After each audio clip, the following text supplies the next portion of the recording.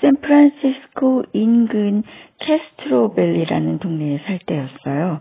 캐스트로밸리는 샌프란시스코에서 차로 한 3, 40분 정도 내륙으로 들어가는 곳에 있죠.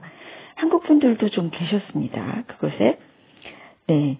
그 도시 한가운데 큰 도로가 있었고 그 도로 한쪽으로 산이 있어서 주택들이 그 산을 끼고 줄지어 들어서 있는 작은 도시였죠.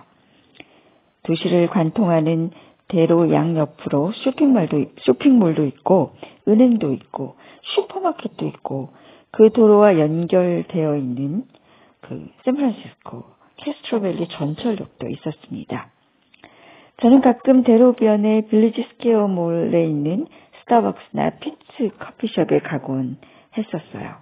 커피숍에서 이것저것 끄적이기도 하고요. 생각을 정리하거나 가끔은 주변 사람들과 대화를 하기도 했답니다. 네, 2011년 어느 봄날이었어요. 사실 그날은 피치커피에 갈 계획이 없었죠. 딸아이가 차로 데려다 달라고 부탁하지 않았다면 갈 일이 없었을 거예요.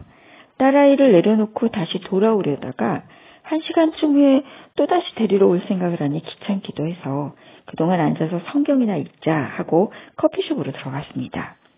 화이트 초콜릿 모카를 시켜서 그걸 들고 창가에 자리를 잡았죠. 마침 차에 성경책이 있어서 다행이었어요. 오늘은 영어로 성경책을 읽어볼 셈이었습니다. 구약의 선지자 여호수아의 이야기를 펼치고 그 부분을 음미해 봅니다. 물론 쉽지 않은 일이죠. 영어로 성경을 읽으려면 이중으로 신경을 써야 하니까요. 그래도 왠지 그러고 싶었습니다. 한참을 집중하여 성경을 읽는데 제 시야에 메모가 적힌 작은 쪽지가 들어오더군요. 누군가 옆에서 저에게 쪽지를 이렇게 밀어주고 있었어요.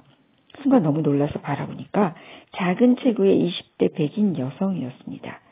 저는 이 사람이 말을 못하나 하고 생각하며 그 쪽지를 먼저 읽어봤습니다.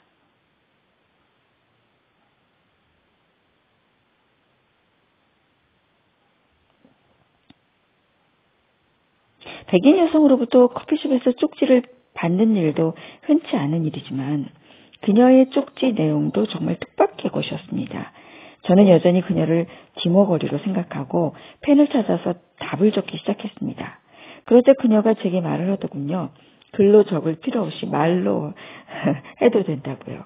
아, 말을 하시네. 근데 왜 메모를 주셨어요? 공부하시는데 방해가 될까 봐서요. 그녀의 이름은 고든이었습니다. 대학교를 막 졸업하고 다시 집으로 와서 부모님과 함께 사는 중이었는데 그날 고든은 아버지와 충돌을 한 후 즉흥적으로 집을 나와 언덕을 30분 정도 걸어 내려와서 피치커피에 온 거였어요. 어머, 나도 오늘 여기 올 생각이 없었는데 흥미롭네요. 우린 둘 다 무언가에 이끌려서 여기 온 셈이군요. 하나님이 우리를 그렇게 이끄신 것 같아요. 아니면 예수님? 사실 제 영어로는 성경에 대해서 깊은 얘기를 할 수 없었습니다. 그저 가벼운 대화를 나눌 정도이죠. 그런데 그날은 여호수아 얘기가 술술 나왔습니다. 영어로 말이죠. 그녀를 만나기 전 영어 성경을 읽어둔 덕택이었습니다. 네, 그랬어요. 하나님은 그렇게 저를 준비시키셨습니다. 전날부터 영어 강의안을 보게 하시더니 당일에는 피치커피로 가게 하시고 영어 성경을 읽게 하셨죠. 조던은 오래돼서 나달나달해진 제 성경이 인상적이었다고 했습니다. 미국 사람 중에서 커피숍에 앉아 그렇게 집중해서 성경을 보는 일이 드물다고 했죠. 우린 그 후 여러 차례 만나서 성경에 관해 이야기했습니다. 주로 제가 가르치고 조던이 들었죠. 어느 정도 지나니 제 영어 실력이 바닥을 드러내 저희 딸이 통역을 했습니다. 그리고 얼마 뒤 세월의 흐름 속에서 그녀는 제 곁에서 멀어져 갔습니다. 그녀는 지금 행복할까요? 그녀가 하나님 품 안에서 행복하길 바랍니다.